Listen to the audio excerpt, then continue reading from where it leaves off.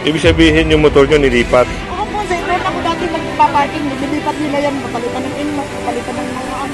Ako hindi ako nagpaparking talaga ng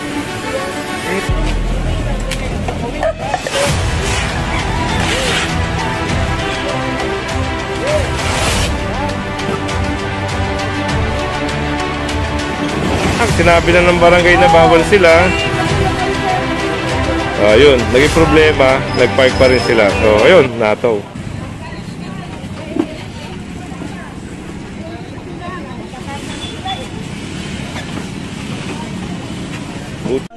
May araw dito, sir. Yun ang ano sa barangay, sir. Ayun, taga-barangay. Kuya, ano yung schedule? Yun ang schedule sa kabila, right side, sir. Ito schedule ngayon. Kasi ang ulo ang case yun eh. Tamang parking. Oo. Kasi alam niyo ba, higuan yan eh. Hindi pa rin kayo pwede dyan. Hindi po nagtama din, sir. Hanap ka na na iba. Si kuya na... Higuan pa rin yan. Ditong... Sir, dito ang tamang parking daw. Side nila ito. Hindi, dito. Dito ang tama. Ang problema lang kasi nasa kantong-kanto, rester lane. Dito ang tama, sir. Bakit nandito yung mga nagpa-park? Ayun ang ito coordinate mamaya. Po? Dito bawal na Bawal ngayon 16 to 30 dito sa kabila. ito ang tama ngayon. Oo. May nakapark po dito kanina, di ba? Ayun ang mali. Ayaw nila dyan kahit dito pang tamang parking sila nagpapapark dyan kasi gikuhan yan eh. Okay. So, yan, liwanagin natin, ha. So, dito ay corner. Pag umikot dito, pag halimbawa galing ka dito, lumiko ka, tapos may nakapark dito, hindi na makakadaan ng maayos. Kasi dito may nakapark na sa kabilang side. One way ito sir. One way lang yan, ay. One way ito. Pag may papasok dito sa street na to, doon liliko sa palengke sir doon. Oho. Signboard doon. Tapos dito ang labas. Dito lalabas. Okay. Ayun. Kaya yung mga nakapark dito, ayan, si kuya, ay yung may-ari niyan. Tataw. Opo, ano. Tama nga naman si nanay. So, alam na nila, sinabi na ng barangay na bawal sila. Ayun, naging problema, nagpark pa rin sila. So, ayun, nataw. Puta nila dyan, pag nasa pedestrian, bawal po talaga ang harangan ng pedestrian. Hindi namin po pwedeng iusog yan. Hindi po kami ang mag-uusog yan. So, si nanay pala, pinarada niya dito. Pero bawal. Nakakanto po yan. Kung po namin inabot yun, madam. Hindi ko alam sir, kasi minsan ang motor ko, papalitan ng inmak, papalitan ng ano.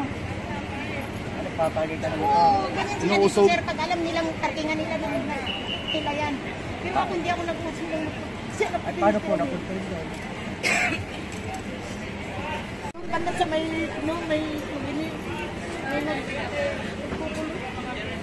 Ibig sabihin yung motor nyo nilipat? Oo po sir, doon ako dati nagpaparking, nilipat nila yan, papalitan ng inmak, papalitan ng mga ano. Ako hindi ako nagpaparking talaga ng pedestrian. May mga taga-barangay naman yung napapantay ka. Bakit hindi nyo sinasabi? Nireklamo ko sir, nagparking ako dyan. Sabi, bakit ka dito magpaparking? Hindi naman sa inyo parking yan. Ano pala, nabili yung kalsada. Ang motor ko sir, kanina ako talaga naguna ng parking. Alas 6, walang katao-tao dyan. Sabihin nyo sa pedestrian na kami. Ako na kanina parking yan. Kasi alas 6 pa, nandito pa ako. So, ayun o, nakita nga natin. Ito, ma'am, yung checklist nyo, ayun po. Yung notice. Ako sir, pag sinabi nilang magpaparking, hindi ako nagpaparking, hindi naman ako pasaway dito sa paligid. Opo, no. Kahit nga magdanang pedestrian dyan, naghihinto ako. Alam ko mga batas yun, pero maparking. Hindi ako nagpaparking dyan, bakit sinabi nyo sa pedestrian ako? Ayan. So, dito, yan, si kuya na para yung backride niya kasi walang crash helmet. Si kuya pala nahuli din. Walang helmet din pala si kuya. Ano page yan, sir? Si Kuya Goodset. Kuya Bits? Ito po. No crash helmet. 1.5 po yan. Ayan, 1.5. No crash helmet violation. Ayun yung lisensya nila. Kasoli po yan, babayaran nila sa any bayad center. So, ayun nga. Lahat po ng mga nahuhuli naman, pag halimbawa MMDA, tinitikitan tapos pinabalik yung lisensya. Tapos babayaran nila yan sa online payment, GCash o kaya bayad center. Pag lumagpas yung mga 5 araw, doon na po kayo sa Orense magbabayad niya. Medyo mahirap-hirap. Kaya mas maganda bayaran nyo na kagad. Yan, sa online payment o kaya sa bayad center.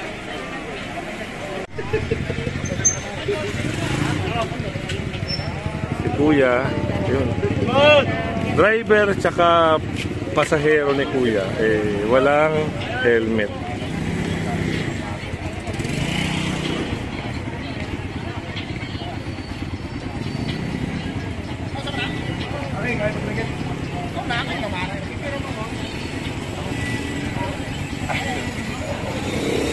So, yun ay lisensya.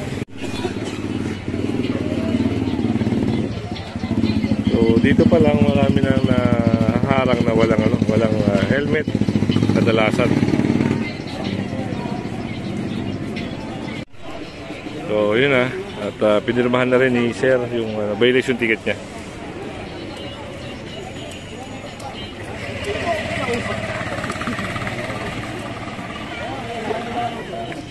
Balikan na lang yung lisensya na bayad sa Karapuan.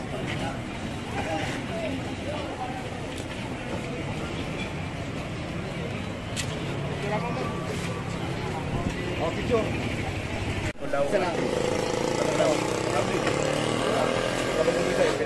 Hindi mo kayo mag-iwalay kayo. Walang aalis sa walang tapos. May una. Kasi mas malakas pag may pagka dinilito mo yan, isa lang ang tatanungin natin yung ganda sa may People's Park. Pero pag nakita nyo doon sa may BNA na wala naman, naka-obstruct o naka-park. Pag wala naka-obstruct doon, nakakaliwa kayo na BNA. Pakaliwa mo na kasi mamahirapan pa yung mga total na dumating. Kakaliwa na tayo ng BNA. Uubusin natin ang nakita namin. Alam ba tayo nakita namin? Tapos, nakana ka ng victory. Tapos buong amin. Tapos doon, mga tow truck. Pila ba yun? Tatlo yan. Apat. Si Kuya nadaanan, walang helmet, walang suot na helmet.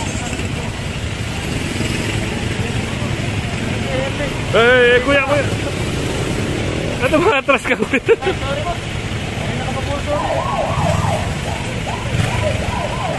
Wala atang lisensya si Kuya. Patras ng patras eh. Kasi nga kung ano yung violation siguro niya. So, tignan natin kung ano mangyayari.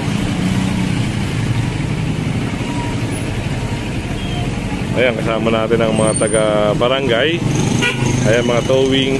At syempre kasama natin ang truck ng MMDA. So punta tayo dun sa unahan, no? Hindi natin makover kasi lahat. Kasi meron pa rin doon.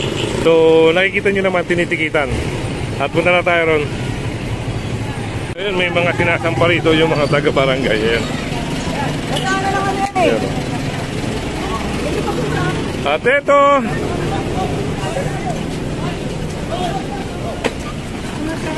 ayan, nakasama rin, no?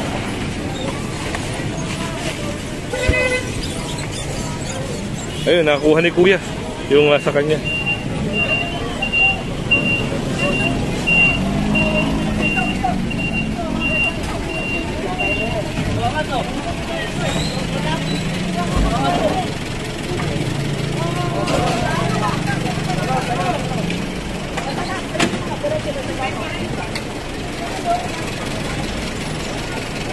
Oh, meron daw pa rin.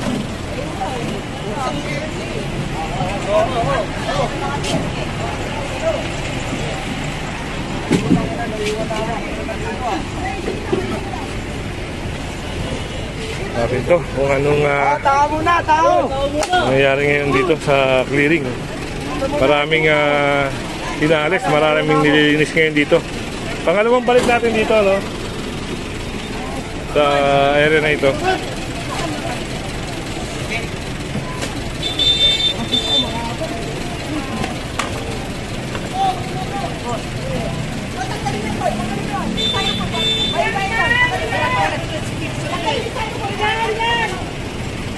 Tulong muna, patulong.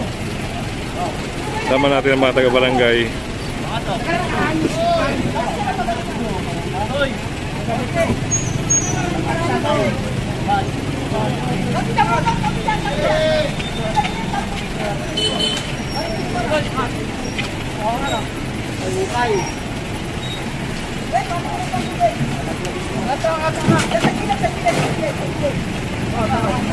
Mga paninda ito.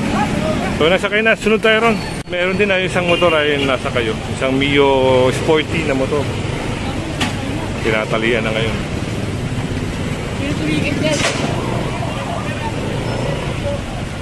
So, itong kalsada na to, ito yung ino-operate ulit. So meron din dito. Katabi tayo. Tikitan, ayun, makikita nyo naman, no parking ngayon, no parking signage. Pero ayun, diba? Titikitan nyo ng legal parking. Habol tayo, naku, meron din. Habol tayo ngayon sa truck. Ito naman, si Kuya, napansin din na walang suot-suot na helmet. Kaya, po, naku, yari. Walang lisensya si Kuya. Pero yan, lapitan muna natin yung kanina.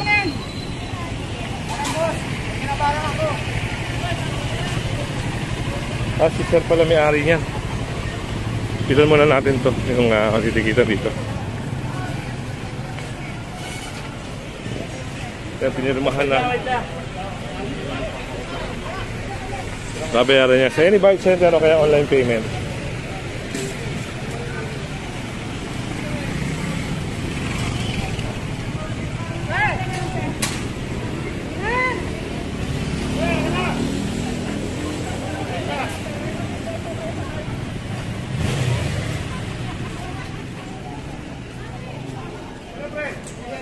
Wala.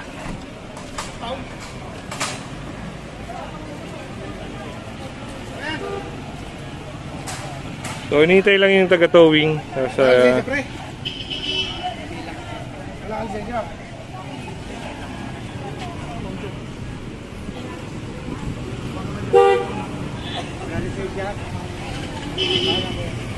ito yung mga laging na ano natin, no, na-encounter natin kadalasan pag sumasama tayo sa operation. Kadalasan talaga yung mga nahuhuli hindi nagdadala ng lisensya o kaya naman nakakalimutan nila yung lisensya nila.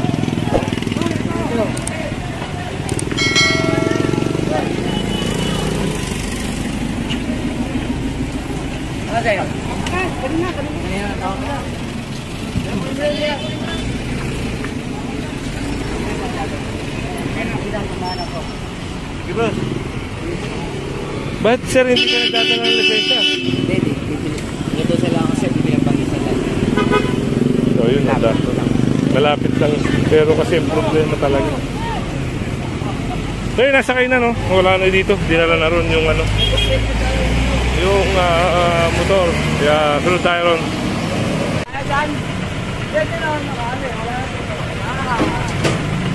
So yun na, nasa kayo na.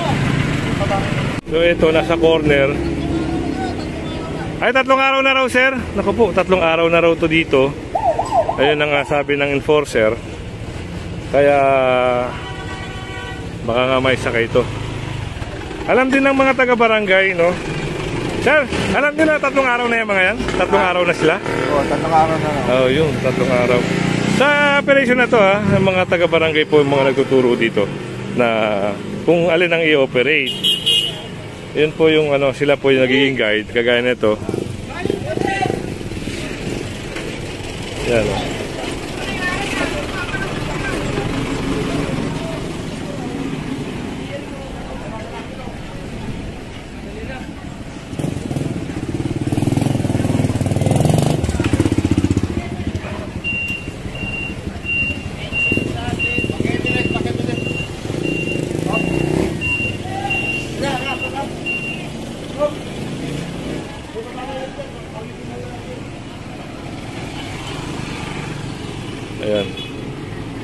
Gagamitan niya ng tow bar. So,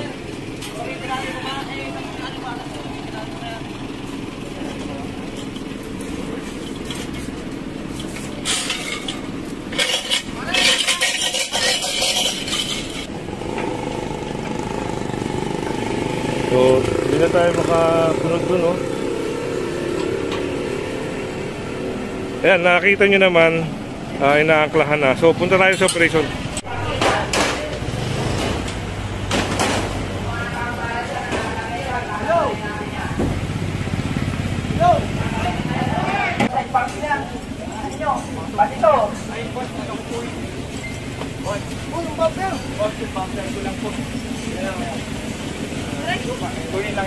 May one-side parking tayo, pati bangketa, kakainin nyo ba? Basura na yan, okay. Dapat wala tayo sa bangketa. Kinuha lang yung bumper. Papalan, tatanggalin po natin, sir. Tatanggalin natin yung trapal na to. Hindi, kinuha lang yung bumper yung may-ari. Sina, tao. Uy, kumilos kayo. Tanggalin mo yan, tatay. Tatanggalin ko yung trapal. So, dito pala siya nagtatrabaho. Ito, tatanggalin natin, ha? Tatanggalin ko yan.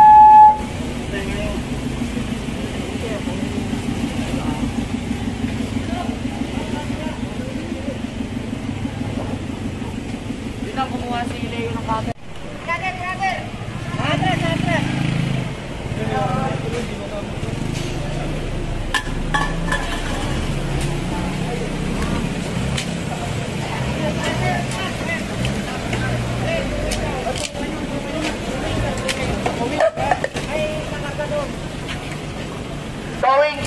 Towing.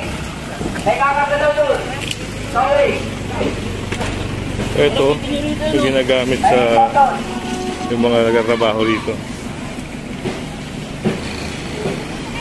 Yun, doon na sila kay.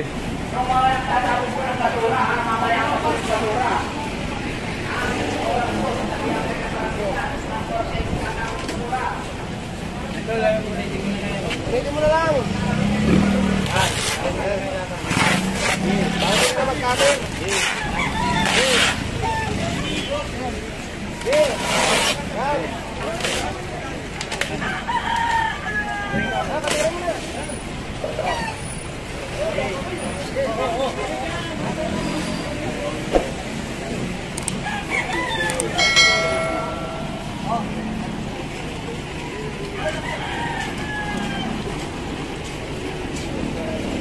Meron nata rito ng ano, sa towing.